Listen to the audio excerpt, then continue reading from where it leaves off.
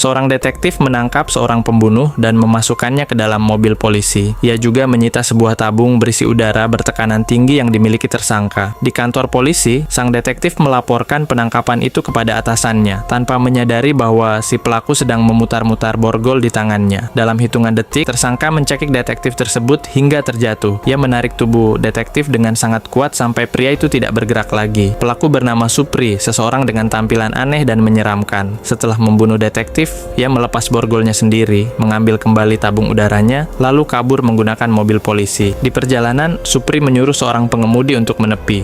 Walau ragu, pengemudi itu menuruti perintahnya. Supri berjalan perlahan sambil membawa tabung, berbicara dengan nada yang tenang, tetapi bukan untuk meminta damai. Ia menyentuhkan permukaan tabung ke dahi pria itu, lalu menyemburkan udara bertekanan tinggi hingga menembus kepala korban. Pria itu pun langsung modar. Supri kemudian mengambil alih mobil korban dan berhenti di sebuah toko untuk membeli coklat.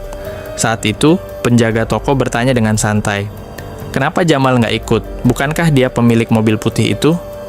Bagi si penjaga, itu hanya pertanyaan biasa. Namun bagi Supri, pertanyaan itu terdengar seperti tuduhan. Tatapannya yang dingin membuat penjaga toko gugup. Supri lalu bertanya dengan nada mengintimidasi, "Jam berapa biasanya kamu tidur, Tuan?" Si penjaga menjawab dengan gugup, "Sekitar jam 12:30.